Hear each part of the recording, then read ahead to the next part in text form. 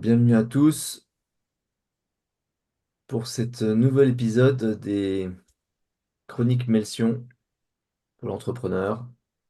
Tous les vendredis matins à 10h30, nous vous proposons deux chroniques qui ont, d'après nous, un objet d'intérêt pour l'entrepreneur. Et aujourd'hui, on va commencer avec Mika. Mika qui va nous parler des turbulences. Mais qu'est-ce que c'est que cette turbulence?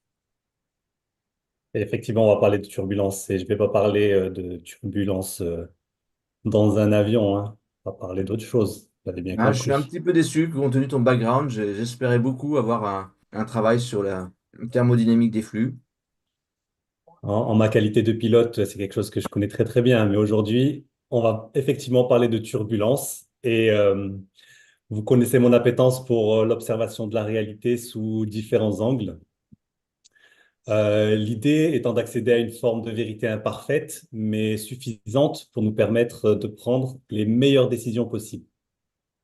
Et dans ce cadre, comme tous les associés Melsion, je regarde pas mal ce que racontent les chercheurs de tous bords et je suis tombé dernièrement sur quelqu'un qui a attiré mon attention. Et ce quelqu'un, c'est ce monsieur.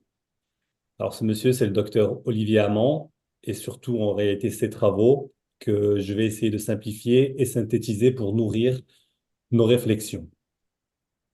Alors, une rapide présentation de ce monsieur. Donc Olivier est directeur de recherche à l'INRA au sein de l'ENS à Lyon.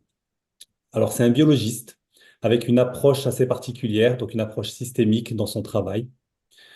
En parallèle, il dirige l'Institut Michel Serres et il travaille sur les nouvelles relations de l'humanité avec la nature.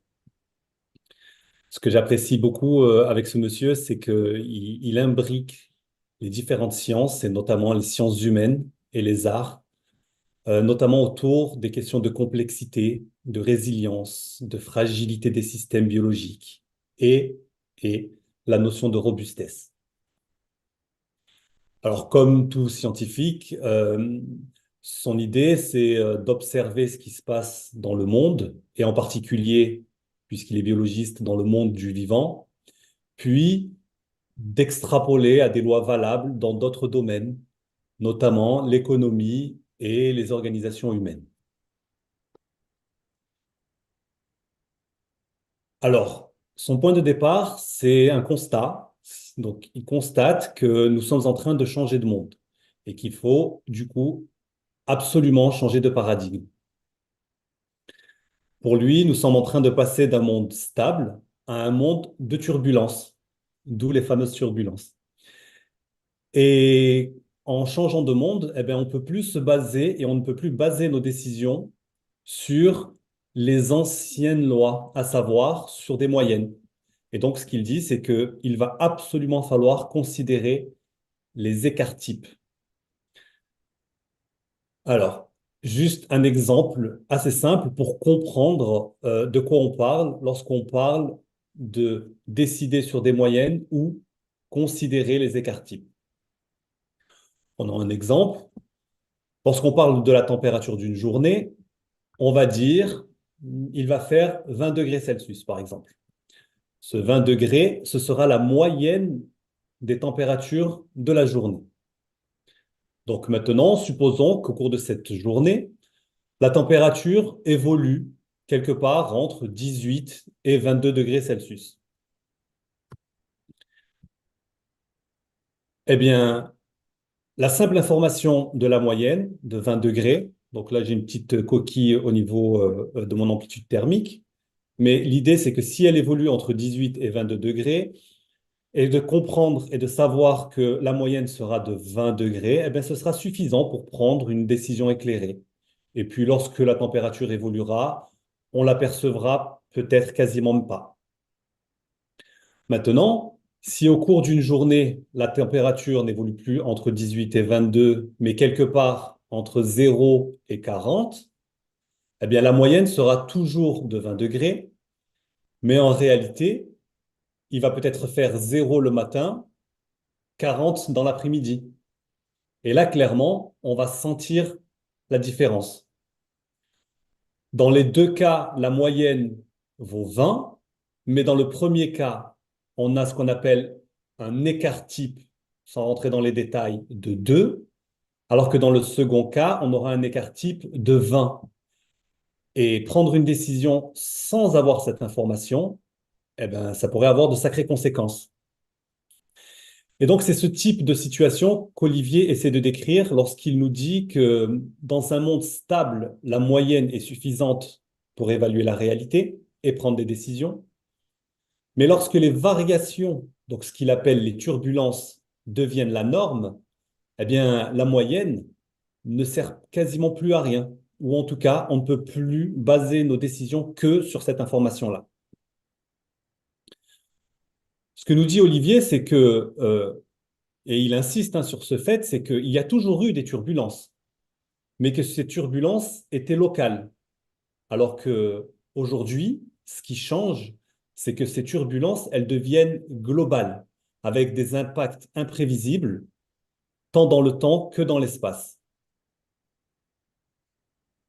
Son second point, c'est que la bascule entre ces deux mondes, donc entre l'ancien monde et le monde de turbulence, eh bien, cette bascule, elle se fait à une vitesse jamais observée dans la nature. Alors, il y a effectivement toujours eu des changements, comme on le disait, mais tous ces changements se sont inscrits dans une certaine durée. Et les quelques exemples que j'apprécie et que Olivier cite, c'est que, par exemple, l'extinction des dinosaures, ça a quand même pris 300 000 ans, à peu près. Pareil, la chute des civilisations mayas et aztèques, ça a globalement pris quelque chose entre 800 et 1000 ans. Et aujourd'hui, en Europe, en 30 ans, on a perdu 80% de nos insectes. Et donc, ce que décrit Olivier, c'est que la dynamique de ces changements est sans précédent. C'est-à-dire qu'on n'a jamais vu ça dans l'histoire de l'humanité, des changements aussi rapides. Et ça, ben, on ne sait pas trop comment, justement, ça va évoluer. Alors, d'où viennent ces turbulences? Et pourquoi toute cette instabilité?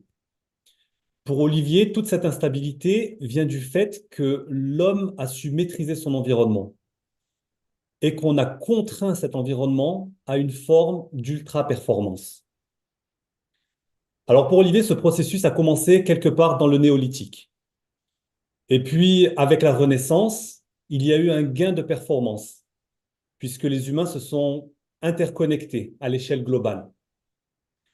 Vient ensuite la révolution industrielle, qui mécanise une grande partie de tous ces processus et qui va accélérer justement ce phénomène d'instabilité. Et donc, depuis 10 000 ans, le progrès, guidé principalement par le gain de performance et le contrôle des ressources, eh ben, serait probablement la cause de toutes ces turbulences qu'on va commencer à observer dans tous les domaines, que ce soit les domaines économiques, financiers, social, écologiques, etc. Et une phrase qui m'a particulièrement marqué en regardant ce qu'écrit Olivier, c'est qu'Olivier, il va même jusqu'à dire que la nature menacée devient menaçante. Notre excès de contrôle nous a fait perdre le contrôle.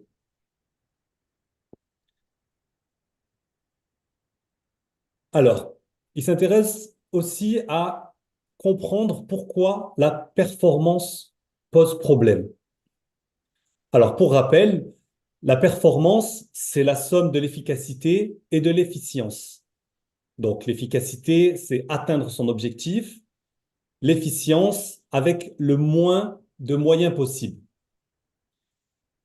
Eh bien, le fait d'avoir réduit la complexité de la réalité au seul fait d'un progrès par la performance, eh bien, ça aurait focalisé notre vision et nos ressources sur une voie très, très, très, très, très étroite, et c'est ce qui nous fragilise. Dit autrement, en nous spécialisant à l'extrême, on se fragilise et on ne voit plus le général. D'ailleurs, Olivier nous indique que être spécialisé, c'est peut-être une bonne chose dans un monde stable.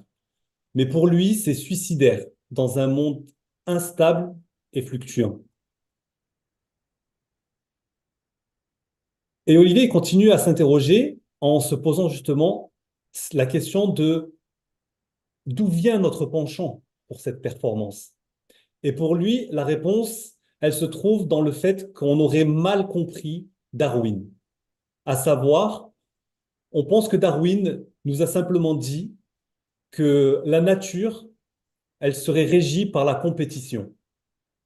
Alors Olivier est absolument, mais alors absolument pas d'accord avec ça.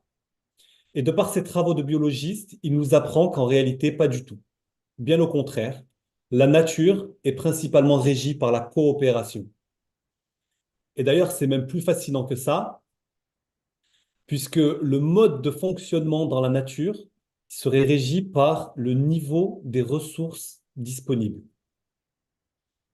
Qu'est-ce que ça veut dire? Ça veut dire que s'il y a abondance, le mode de fonctionnement sera la compétition.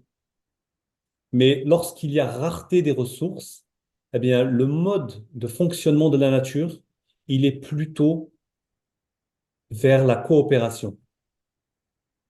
Et un des exemples que j'apprécie énormément, que Olivier cite d'ailleurs, c'est la forêt. En forêt, quand les ressources sont abondantes, donc plutôt en bas d'une montagne, dans une plaine bien irriguée, où les sols sont riches, eh bien, lorsqu'on enlève un arbre, qu'on le déracine, les arbres autour vont en profiter. Ils vont boucher la clairière et profiter de ces nouvelles ressources, ce qui laisse à penser qu'ils étaient quelque part en compétition. A contrario, lorsqu'on va en haut de la montagne, dans des conditions rudes, avec des sols très pauvres, où il fait froid, il y a du blizzard, eh bien là, si on déracine un arbre, les arbres autour vont réduire leur croissance parce qu'ils sont en train de souffrir. Eh bien, dans ce contexte, on a enlevé un partenaire. L'arbre qu'on a enlevé, c'était un fournisseur de nutriments pour les autres arbres. C'était aussi des lignes de communication. Et donc, quand on a enlevé un arbre, on a laissé les partenaires se débrouiller tout seuls. D'un seul coup, ils ont perdu un partenaire important. Et c'est ce qui laisse à penser que quand il y a pénurie de ressources, les êtres vivants coopèrent. Et Olivier généralise en disant que c'est une loi générale de la biologie, la coopération. Et du coup, pour Olivier, c'est sans appel. Pour lui, la performance tue. La performance mène au burn-out des individus, au burn-out des écosystèmes. Et pour lui, la performance nous lance sur des projets de destruction. Et d'ailleurs, il propose d'observer 3 ultra-performants et les projets qu'il déploie. Je pense que vous connaissez tous ces 3 personnes.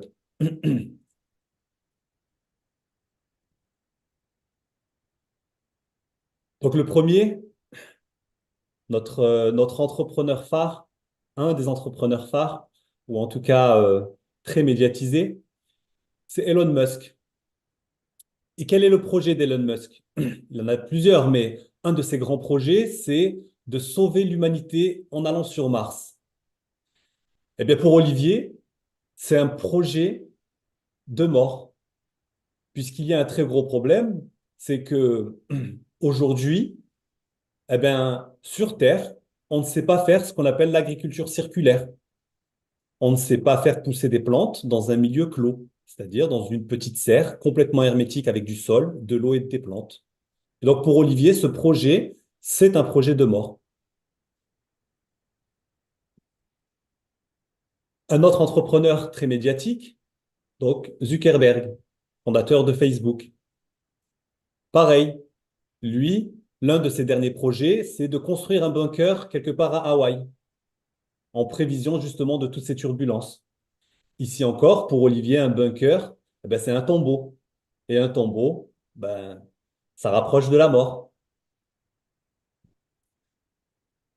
La dernière personne qui, a priori, n'est pas un entrepreneur, mais en tout cas est plutôt un dirigeant, donc c'est un roi, c'est MBS. Et c'est quoi le projet de MBS? Eh bien, son projet, c'est Neom, une ville en plein désert. Et là, pareil, Olivier se marre très très fort. Et pour lui, c'est un projet de mort certaine.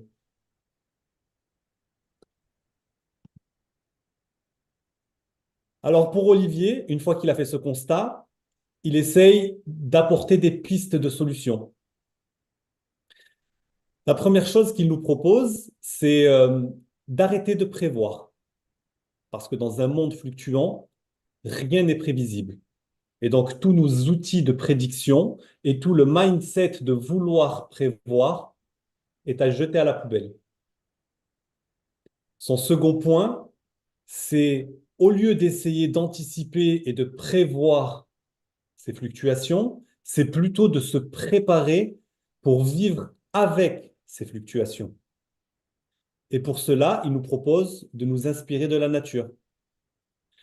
Parce que pour lui, l'objectif du vivant, ça n'a jamais été la performance. D'après ses travaux, l'objectif du vivant, ça a toujours été de maintenir le système stable malgré les fluctuations. Et Olivier cite de nombreux exemples pour cela, principalement du monde biologique qu'il essaie d'adapter justement aux systèmes humains. Et un des exemples que j'apprécie énormément, c'est les plantes. Je ne le savais pas, mais les plantes ont un rendement de la photosynthèse de moins de 1%. Ça veut dire que 99% de l'énergie, eh ben, elle est gâchée. Et on peut se poser la question, du coup, pourquoi une si faible productivité? Eh bien, les chercheurs ont découvert qu'il y avait si peu de rendement parce que si les plantes convertissaient plus, elles devraient se spécialiser, pardon, et donc elles ne pourraient plus gérer les fluctuations lumineuses et ça pourrait les faire prendre feu et donc s'autodétruire. Et je trouve ça fascinant. Du coup, Olivier va plus loin en affirmant, et je le cite, quand on s'intéresse au fonctionnement du vivant, on s'aperçoit que les êtres vivants sont construits sur de l'aléatoire, sur des hétérogénéités, sur des incohérences, sur des redondances. Le vivant, ajoute Olivier, le vivant ajoute des marges de manœuvre pour parer à l'imprévisible. Donc, dit autrement, les êtres vivants ne renforcent pas leurs points forts, mais ils vont se construire sur leurs points faibles. Et donc, pour Olivier, l'objectif du vivant, c'est toujours de maintenir le système stable malgré les fluctuations. Et maintenir le système stable malgré les fluctuations, ça, c'est une définition qu'on connaît bien. C'est la définition de la robustesse. Et comment on fait de la robustesse? Eh bien, en intégrant la notion de risque dans nos projets et entreprises. Mais pas seulement les risques financiers ou économiques. Olivier, aujourd'hui, il milite pour que les organisations intègrent un risque social, un risque climatique, un risque énergétique et un risque écologique. Parce que pour lui, dans ces domaines, le niveau de risque a beaucoup augmenté. Et clairement, pour lui, ce risque, il ne va pas s'arrêter d'augmenter. Et c'est cela le grand message d'Olivier pour les organisations, notamment pour nos entreprises. C'est ouvrir notre perception, pardon, du risque. Et surtout, ne pas la réduire au seul risque financier ou écologique. Avant de conclure, pour ceux qui sont familiers avec le corpus Melsion, vous avez sûrement pu reconnaître deux, trois petites choses. La première, c'est que un monde de fluctuations, ben ça on connaît. C'est quelque part l'extrémistan et le médiocristan de Nicolas Taleb, ou encore le modèle VUCA de l'armée américaine. D'ailleurs, Taleb, lui, nous vient du monde de la finance. Et lui aussi nous recommande la robustesse, voire, si possible, l'antifragilité. Je vous renvoie vers la vidéo de Mathieu sur la chaîne Melsion pour explorer le concept d'antifragilité et redécouvrir les modèles VUCA et BANI. Le second point, c'est Goldratt. Goldratt, lui, qui a une vision flux de l'organisation d'une entreprise avec une attention particulière portée à la protection du boulet. Et la protection du boulet, qu'est-ce que ça apporte? Eh bien, ça apporte de la robustesse pour l'entreprise. Et pour ça, je vous renvoie vers la présentation de Jean-Christophe pour redécouvrir la notion de goulet. Un troisième point, mais il y en aurait plein d'autres, hein, ce serait l'effectuation avec Sarah Sarasvati. L'effectuation, pour rappel, c'est le mode de fonctionnement des entrepreneurs. Et c'est ce mode de fonctionnement qui pousse les entrepreneurs à se connecter à leur environnement avec une stratégie d'écosystème, à se poser la question de comment je gagne tout en faisant gagner mes partenaires. Et ça, c'est un mode de coopération, ce qui améliore la robustesse de l'entreprise. Ici aussi, je vous renvoie vers la présentation de Patrick pour redécouvrir la stratégie d'écosystème chère à Melsion et à la présentation de Patrice sur l'effectuation. Pour conclure, je dirais que le monde change et change très vite. Ce constat, c'est un constat qui nous vient de différentes sources, dans différentes sphères et différents secteurs d'activité. On passe d'un monde prévisible et stable à un monde, pardon, totalement imprévisible, dans des proportions qu'on n'a encore jamais vues. Et du coup, pour faire face à ce changement, il s'agit de changer d'état d'esprit. Il s'agit d'accepter les fluctuations, de renoncer à une ultra-performance et de penser plutôt robustesse, voire antifragilité. Comment? Eh bien, en développant principalement nos partenariats et en étant régulièrement au contact de notre écosystème.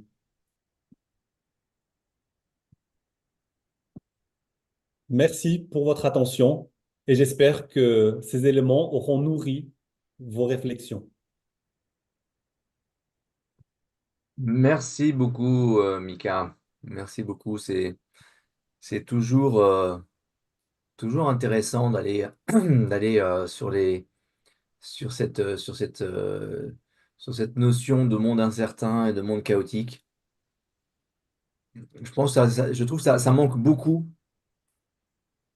chez les premiers de la classe, en fait,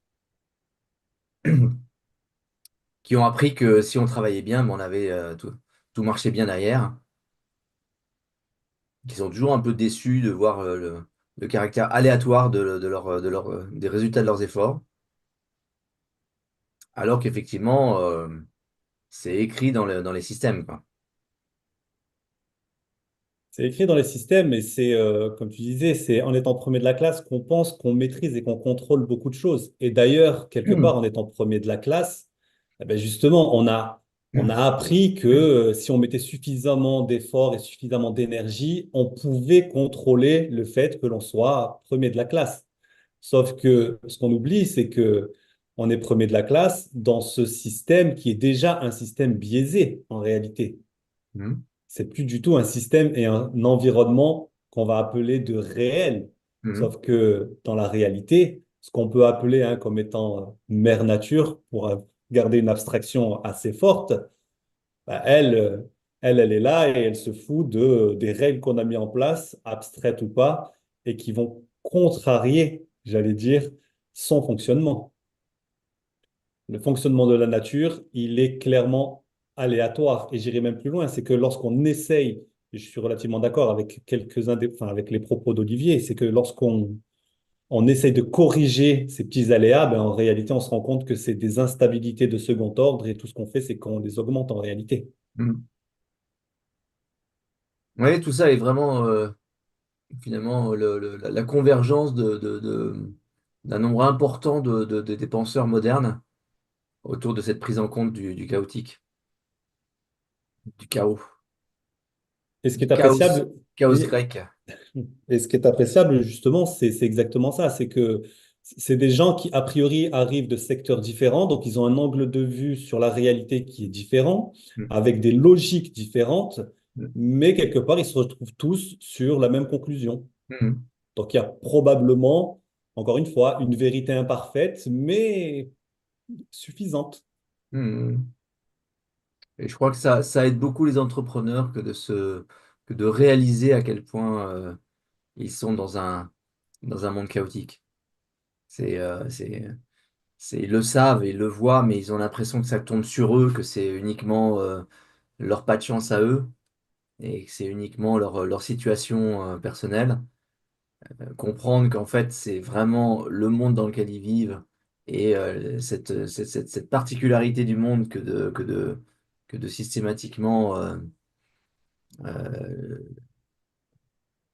rendre le futur flou, rendre les, euh, les attentes déçues ou comblées au-delà de ce qu'on imagine, euh, qui, euh, qui caractérisent leur situation. Et on comprend, enfin, et personnellement, je comprends encore plus, puisque j'étais dans cette illusion de penser qu'on pouvait prévoir. Mm, Quand justement, effectivement, bah, l'exemple de la température est un exemple simple, mais tellement parlant. C'est que quand vous avez tous les soirs ou tous les midis quelqu'un qui débarque à la météo sur votre chaîne de télévision préférée et qui vous explique, ben voilà ce qu'on a prévu pour demain, et que effectivement, dans 90% des cas, c'est ce qui se prévoit. Donc, la température sera de tel ordre, le temps sera comme ci, sera comme ça. On se dit, ah, ben, on maîtrise plutôt bien, en fait. mm. On gère bien la nature, en fait. Et en réalité, pas du tout. Ah, et le fait que quand tu mets 5 thermomètres dans une même pièce, tu as 5 mesures différentes. Donc, il y a forcément une qui colle avec celle de la météo, hein. N'est-ce pas? Patrice, en tant que premier de la classe, tu en penses quoi? Qu'est-ce qu'il y a derrière cette pique? Ah, le plaisir de te jeter sous le camion. Je trouve ça, mais merci Mika, c'est vachement intéressant. C'est vachement intéressant et en fait, ça nous oblige à chaque fois à aller vérifier, médiocristan, extrémistan. Euh, Étant taquin, je ne sais pas si c'est plus vrai qu'il y a 10 ans. J'avais souvenir d'une. euh, enfin, je ne sais pas si c'est plus vrai qu'il y a 70 ans, que c'est plus compliqué, plus mobile, plus changeant, etc., etc. Par contre, ce qui est vraiment intéressant, c'est euh, ce point que tu soulèves sur l'absence, enfin, à la fois la très grande efficacité des systèmes vivants et à la fois, paradoxalement, l'efficacité limitée des systèmes vivants. Et en fait, les deux tiennent ensemble. Et c'est ça que je trouve super, à la fois intéressant, intriguant et compliqué à articuler au niveau d'un entrepreneur. Comment les aider à gérer les deux en même temps? Il y a un vrai sujet. On retombe sur l'idée d'homéostasie. Qu'est-ce qui fait les points forts d'un entrepreneur? Qu'est-ce qui fait qu'il sait se mettre en risque? Qu'est-ce qui fait qu'il n'est pas en surconsommation de ressources? C'est vraiment intéressant à creuser. Si tu avais d'autres illustrations, ce serait passionnant. J'ai hâte de t'entendre et de te réentendre sur le sujet. Avec plaisir. Je vous invite vraiment à regarder ce que fait Olivier parce que effectivement, il a plein d'illustrations et de différences. Enfin, alors, il s'appuie sur la biologie, puisqu'il c'est un biologiste, hein, très clairement, et principalement sur les plantes, mais il a quand même une ouverture sur, par exemple, les systèmes humains au sens, par exemple, du corps humain, où il va nous expliquer que, alors je les ai plus en tête, mais euh, le corps humain, en réalité, est loin d'être optimisé, bien au contraire. Justement, il y a plein de systèmes qui vont être redondants, dans lesquels les rendements seront vraiment, enfin, en tout cas, assez bas, mais pour une raison précise. C'est que si on optimise ces systèmes, eh ben, on perd en robustesse. Et donc, vraiment, son message, c'est ça, c'est plus on optimise et plus on se met en risque dans un monde où, justement, les fluctuations vont commencer à être relativement élevées.